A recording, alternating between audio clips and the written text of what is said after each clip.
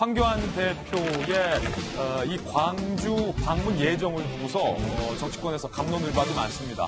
급기야 정의당의 이정미 대표는 황교안 대표를 향해서 사이코패스 같다라고 이야기를 해서 막말 논란이 일고 있습니다. 이정미 대표의 문제의 발언 직접 들어보시죠. 국회에서 이걸 다루지 않고 황교안 대표가 다시 광주를 내려가겠다고 발표한 거는 거의 저는 사이코패스 수준이라고 봅니다. 발언이 세시대요. 그러니까 이게 의학적 용어예요. 의학적 용어. 그러니까 뭐냐면 타인의 고통에 무감한 상태를 그렇게 일컫는 거거든요. 결국은 가서 이렇게 물병 맞으러 가는 겁니다. 나 좀 두둥겨 패다오.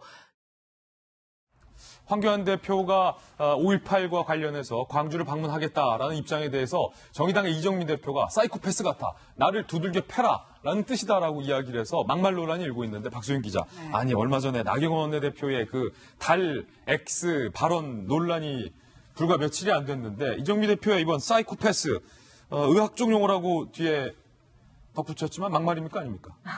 막말이죠. 막말이다. 의학적 용어가 아니고요. 인신 공격성 용어입니다. 남을 이제 극도로 이제 극단적인 단어를 써서 비판을 할 때 쓰는 말인데요.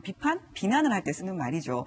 굉장히 지금 이정미 대표 같은 경우에는 황교안 대표가 광주를 가는 것을 두고 그것보다 먼저 5.18 특별법 제정을 하고, 그리고 5.18 관련해서 막언을 한 의원들을 제명을 해라, 뭐 이런 얘기를 하고 싶었던 것 같아요. 거기까지는 논리적이었는데. 네네, 그렇습니다. 그러면 그렇게 말을 하면 되지, 왜 이런 식으로 품격이 없는, 적절치 못한 단어를 사용하는지 쉽게 이해할 수가 없습니다. 이 사이코패스라는 단어 자체는 일반인들 사이에서도 굉장히 누군가를 그렇게 공격하면 저렇게 심한 말을, 지금 라디오에 나온 앵커들, 그러니까 사회자도 그렇게 발언이 세다라고 얘기를 하지 않습니까? 그런 단어인데 저렇게 얘기를 하는 것은 부적절하고요. 심지어 얼마 전에 대통령도 그런 얘기를 했습니다.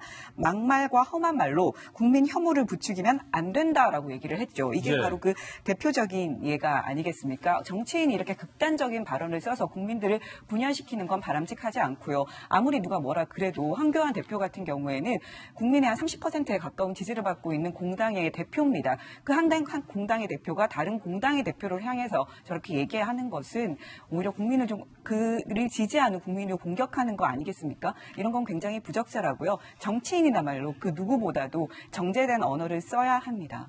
사이코패스 발언을 들은 황교안 대표는 과연 어떤 반응을 보였을까요? 황 대표의 반응도 저희가 취재했습니다. 들어보시죠. 대통령께서도 막말하지 말라고 그러셨다면서요. 대통령께서 그런 말씀을 하셨는데 그동안 막말한 게 누구냐. 저도 민주당에게 참 많은 막말을 들었습니다. 그런데 왜 막말하냐 이런 말 거의 하지 않은 것 같아요. 저는 저의 길을 가도록 하겠습니다. 이정미 정의당 대표가 이 발언을 쏟아내고 사회자가 재차 물었는데 발언을 수정하지 않습니다. 그리고 의학적 용어라고 얘기를 하면서 타인의 고통에 무감각한 상태를 일컫는 말이라고 얘기를 하게 되는데요. 정말 이정미 대표한테 안타까운 마음을 느끼지 않을 수가 없는 대목인데, 예를 들어서 천안함 폭침으로 안타까운 목숨을 잃었던 46명의 용사들, 연평도 폭격 때문에 고통을 받았던 우리 주민들, 그리고 얼마 전에 우리 돌직구에서 보도했지만 중국 공안에 잡혀서 북송될 위기에 처해져 있는 딸을 둔 안타까운 탈북민들의 아픈 마음을 단 1이라도 공감했다라면 이정미 정의당 대표가 북한의 김정은 위원장을 국회에 연설로 세워야 된다는 얘기를 할 수 없었다고 저는 생각합니다. 이정미 대표가 얘기한 말대로 타인의 아픔을 공감하지 못하는 내용들을 그대로 돌려드린다면 대한민국에 있는 수많은 사람들이 이정미 대표에게 같은 말을 할 수도 있을 겁니다. 지금 정치권에서 필요한 것은 서로가 서로에게 손가락질하면서 대한민국을 반으로 갈라서고 있는 분열의 정치를 할 때가 아니라고 보거든요. 이 모든 일들이 일어나게 된 결정적인 계기는 5.18 민주화운동 기념식에 대한 황교안 대표의 참석 유무로 둘러싸고 있는 건데, 과거에 있었던 5.18은 대한민국의 가장 아픈 역사 중에 하나입니다. 이 역사에 대해서 아픔을 통감하지 않을 국민은 없다고 생각하고요. 여기에 대해서 오히려 분열의 정치들을 좀 극복하기 위해서 특히나 정의당이나 진보정당에서 오히려 보수정당이 손을 내밀고 같이 참석한 뒤에 오히려 이런 다시는 여기에 대해서 막말을 내뱉었던 일들이 없도록 하자라는 취지로 황교안 대표를 독려했으면 어땠을까라는 아쉬움이 남는데요. 유시민 이 노무현재단 이사장마저도 황교안 대표 나타나면 등을 돌려버려라 라고 오히려 지역적으로 분열의 정치들을 조장하는 발언들을 쏟아내는데, 대한민국 정치인들이 더 이상 이런 이 갈등과 분열을 조장하는 막말의 정치는 이제 좀 끝을 낼 때가 되지 않았는가 싶습니다. 이제 황 대표의 광주 방문을 두고서 정치권에서 가지 마라, 가야 한다라는 지금 공방을 벌이고 있는 건데, 문득 제가 정치부 출입하면서 이때 이 장면이 떠올랐어요. 몇 년 전에 문재인 대통령께서 문재인 전 대표였던 시절에 그러니까 국회의원 선거를 앞두고 호남 지역의 민심이 문재인 대표와 민주당에게 심상치 않자 문재인 당시 전 대표가 광주 방문을 강행합니다. 그 자리에서 이렇게 말했던 장면이 문득 떠올랐습니다. 함께 보시죠. 저에 대한 지지를 거두시겠다면 저는 미련 없이 정치일선에서 물러나겠습니다. 예선에도 도전하지 않겠습니다. 김영주 의원님, 저 때 사실 참 문재인 대통령이 특히 이제 호남과 광주에서 많은 지지를 못 받았었어요. 저렇게까지 대선에 나가지 않겠다라고 말을 했지만 바로 그 뒤에 선거에서도 사실은 호남 지역을 민주당이 석권하지 못했었잖아요. 네.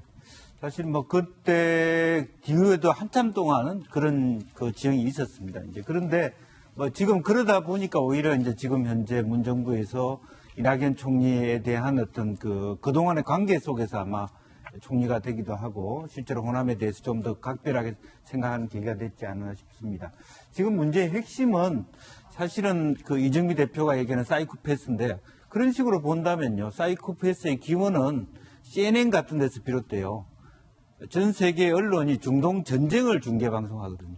전쟁에서 수많은 사람이 실제 죽는 걸 중계하는데 그걸 죄책감 없이 보게 되는 우리 세대가 어느덧 되어버렸어요. 그러면 전 지구인이 사이코패스라는 얘기예요. 전 지구인이 사이코패스다. 사실은 그렇게 돼버린 겁니다. 이제 그런 면에서 사실은 유체 이탈 합법이라든지 아니면 좀 더 정말 광주에 가려면 지금이라도 어청 소집해라. 조금 징계해라. 더 적극적으로 징계하고 가라. 하는 모습이라도 보여달라. 이런 얘기를 했어야 되지 않냐 그런 생각이 들고요. 이제 그런 면에서 제가 우려하는 것은 과거에 이제 박성춘 보훈처장 시절에 임을 위한 행진곡도 전혀 따라 부르지 않고 하는 그런 모습으로 갔을 때 과연 광주에 대한 어떤 반성 또 말하자면 그 막말을 한 말하자면 5.18 단체에 모욕을 준 의원들에 대한 어떤 정말 징계의 의지가 황 대표한테 있는지를 스스로가 이렇게 광주 시민에게 보일 수 있는 계기를 만들어야 된다. 저는 그렇게 생각이 듭니다. 이제 이 정치권의 막말 논란이 또 다른 막말 논란으로 계속해서 지금 번지고 있기 때문에 더욱더 안타까운 순간인데